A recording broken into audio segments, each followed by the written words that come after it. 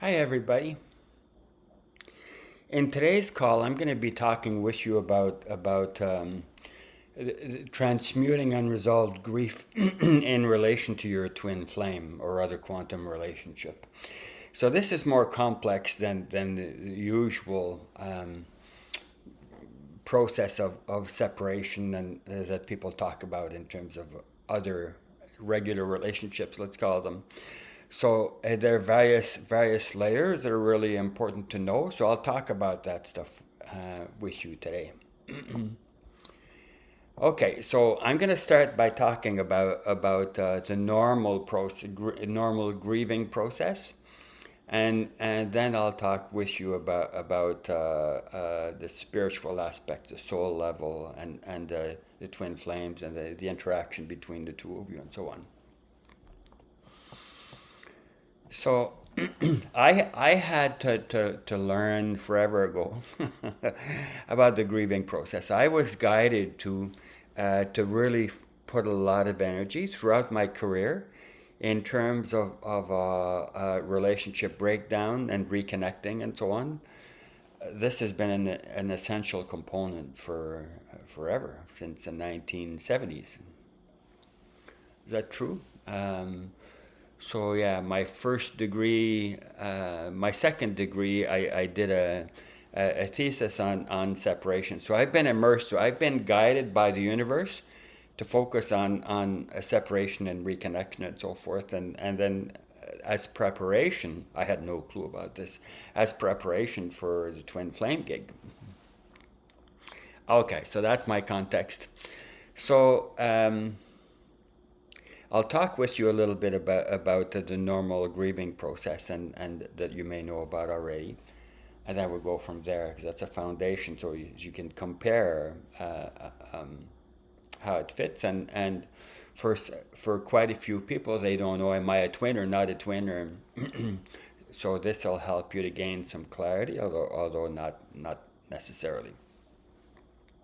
Okay, so the unresolved process of grieving, there's a number of stages that people talk about, starting with denial, anger, uh, and so forth. So, denial, anger, bargaining, depression, and going to acceptance. So, we go up and down in terms of that. So, depending on what's happened to us in our childhood, if we have some sizable bonding wounds, we may shut down and not allow ourselves to get close, or we may be so open with a non twin relationship that we're absolutely devastated and for a long time. So and part of it is we can get caught up and stay in one process, one aspect for an extended period of time. So anger, for example, I hate all males and all blah blah blah, that stuff, right? All males are lepers, dirty dogs. So another one is yearning and yearning and yearning and yearning. I'm nothing without a relationship.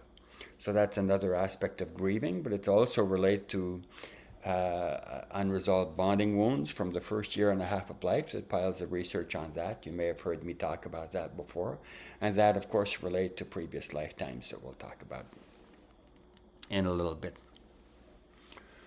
So another aspect that people can get caught up into is and stay stuck there is depression and pointlessness and so on. So these things are that this is normal grieving for somebody that we were quite attached to, right? So compassion to people who go through that, people who get stuck there.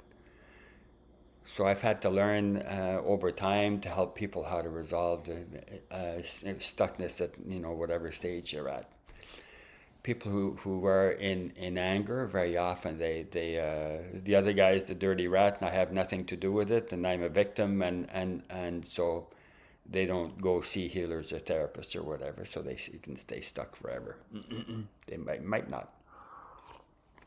Depends what they do and what the universe does with them. With these high energy times, all our stuff is being brought up to the surface to be transmuted. So we can still stay stuck, but it's much harder to stay stuck because the pressure on us to transmute these things is much greater. So it's a wonderful opportunity to transform our basements now more deeply than before.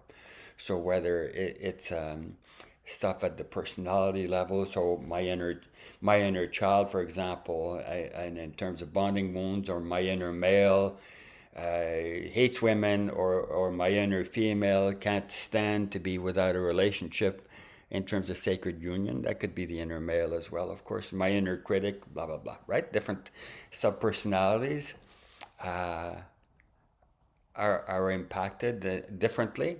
So they can be inner conflict, inner warfare within us. Sometimes we hate their guts, and another time I can't live without them, right? So, etc. So you get it. I know you get it. So one of the aspects is the negative reactions that you feel, they feel. If it's your twin flame, you're really connected at the soul level, but also energetically. So they may be blocking and etc., but they can feel your stuff unconsciously, and maybe consciously too. It's like you can feel if they have anger towards you or other feelings.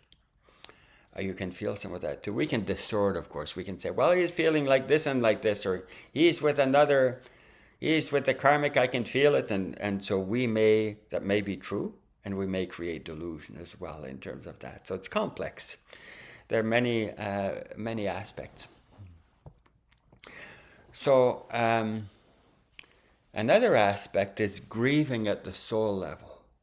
So at the soul, for me, I've been separated from my twin flame, Jill, for 3.5 years. I haven't heard back from her for a year and a half. I have no idea what's going on with her.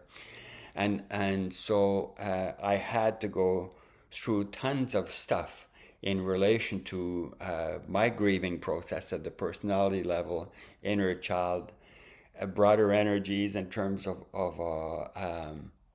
collective consciousness and soul level and all of that. So it's been oi oi oi. It's been a major mess, and I've grown tons as a result. So I understand. Even though I spent my career working on this stuff, I can understand the grieving process in relation to twins, especially, far more deeply than before. So the soul's grieving. So what's that? So we, as a soul, we're yearning gradually to dock and connect with our twin flame, to go into oneness.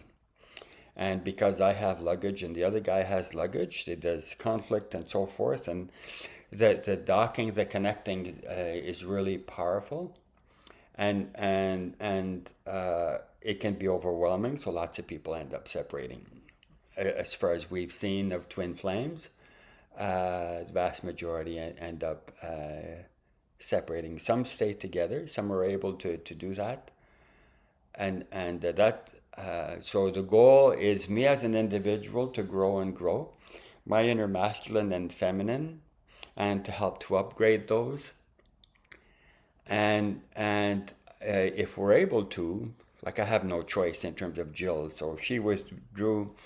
She ended up with stage 4 cancer, and withdrew from the world, and so I have no power in terms of connecting or not connecting with her.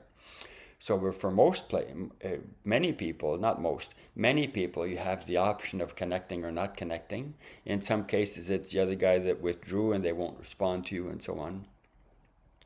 Right? So it varies depending on who left, and depending on people's reaction. And so there's a dance between the two. So the internal process for me, for the other guy, the energetic level, but there's also the 3D dance in terms of how we whether we respond to the other guy's email, whether we talk to each other, etc. So the soul grieving, it can be so incredibly profound. Like for me, I really struggled with that after Jill left to go try to do healing with the divine more fully, left the world. The impact on me was just incredible. So it took me a long time to work at resolving it. So, and I may have layers still, we don't know, but as far as I know, been there, done it. So we'll see. So, one of the aspects of the soul grieving, the yearning for communion, partly we're yearning to connect with the divine through our twin flame. So, so it's more complex than just that twin over there. So it's yearning for sacred union with the universe. But for a lot of people, they're focused on just the other guy, and so the the shock, the impact on the soul can be so powerful that we end up in what some people call soul shock. So there can be as part of that, so it's major trauma to the soul.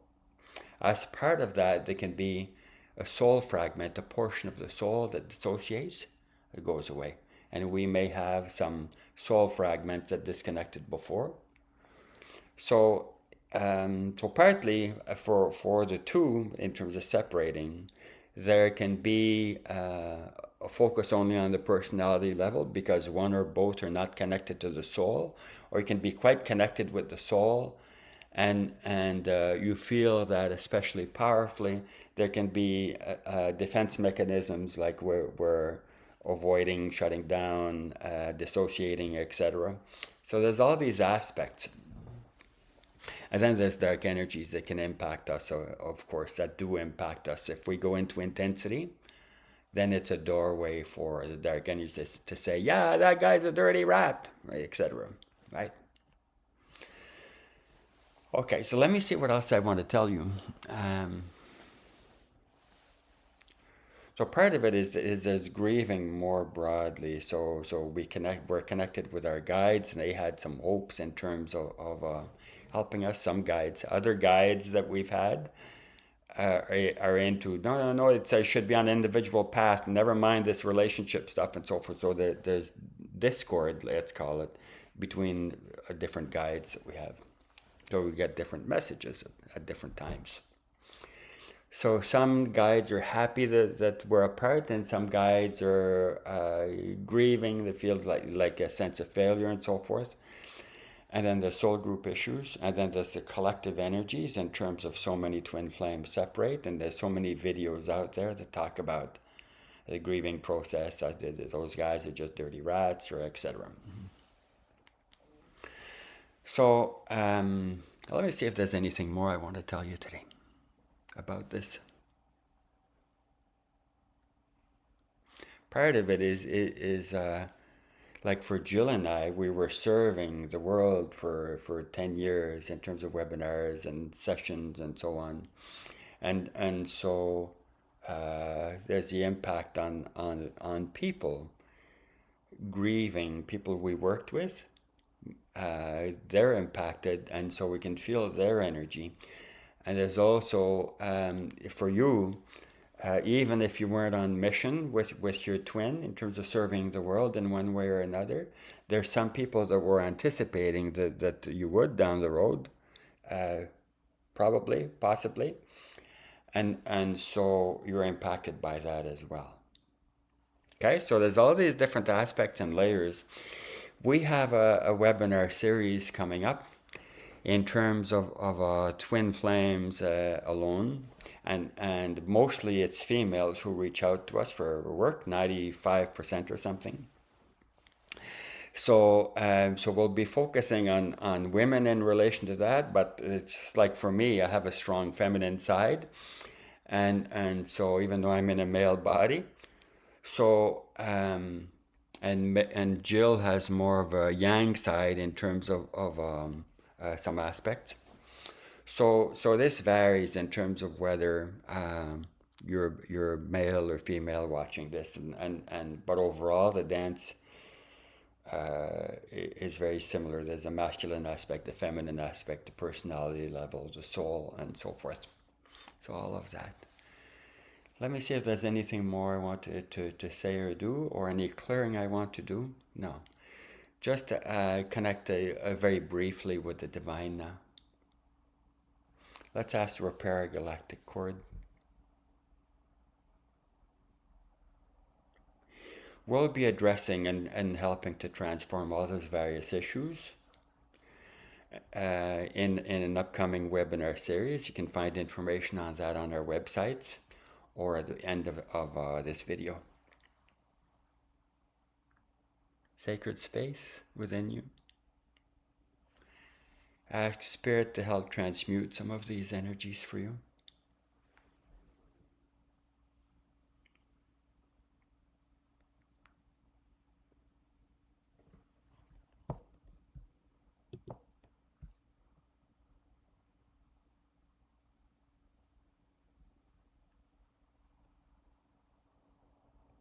Okay, let's finish here for now. I'll send you some other stuff shortly. More aspects in terms of being alone, so going forward towards the future, in terms of mission, in terms of potential relationships, and etc. Namaste. You take care for now.